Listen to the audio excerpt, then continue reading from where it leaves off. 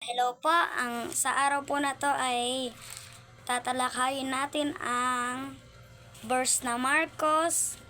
Buksan niyo po kung may Bible po kayo diyan, pakibuksan naman po ang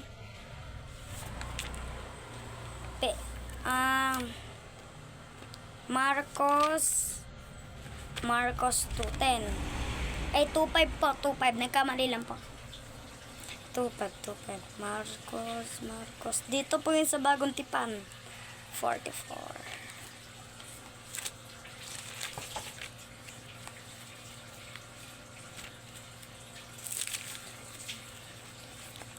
Wait lang po.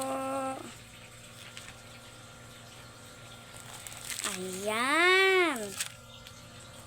Marcos 2:5 nga po.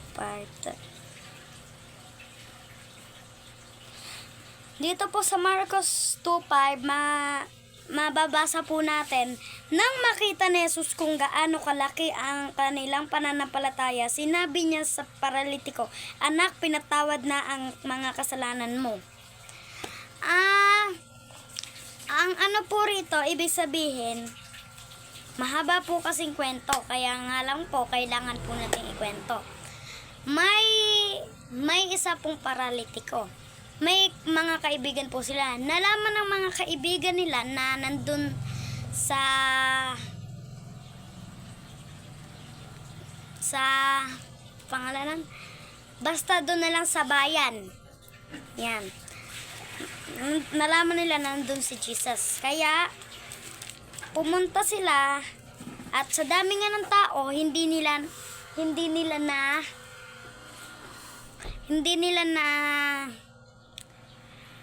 nakita si Jesus, kaya nga kumuha ba yan ng hagdan para lang makapunta sa taas, bubong. Kasi nga bubutasan nila yung bubong, kasi nga hindi nila maano si Jesus sa sobrang daming pumapalibot na tao. Kaya umakyat sila sa bubungan at binutas ang bubungan para ibabaron yung paralitiko. Nung malaman ni Jesus na paralitiko siya, sinabi niya sa paralitiko, eto lang nga po yon. Nang makita ni Jesus kung gaano kalaki ang pananampalataya nila, kanilang pananampalataya, yung mga kaibigan ng paralitiko, malaki ang pananampalataya ng kaibigan ng paralitiko.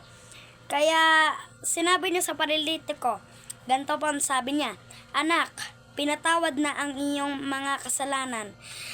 Buhatin mo ang iyong banig at umuwi ka na."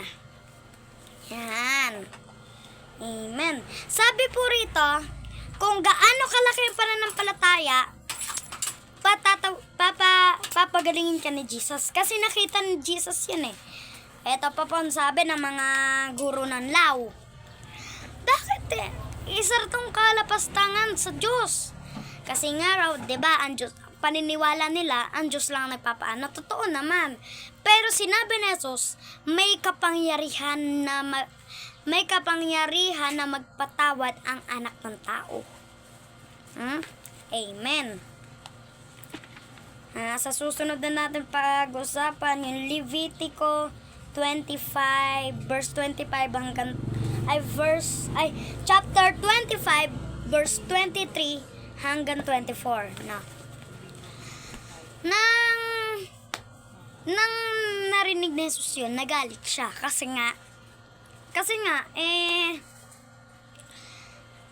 maano yung sinabi ni Jesus, malalim, no? Siguro na ano sila, kaya sila nagalit kay Jesus. Pero totoo naman ang sinabi ni Jesus, no? Kasi pwede magpatawad ang anak ng tao. Kunyari, ako, yung kaklase ko na natabig ko, pwede niya akong patawarin kasi nga may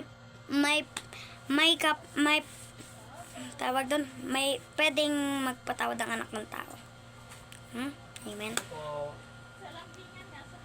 Saka maraming salamat po sa pakikinig. Mamaya na lang po natin itutuloy. At God bless us. God bless us. God keep you. God bless sa inyo. Kung tandaan, kung sinong nanampalataya sa Panginoon, papatawarin, papagalingin. Kaya kung nalagpasan yung video na to, wala po. Okay lang. Basta mapakinggan niyo po. Okay na po. Maraming salamat. God bless all.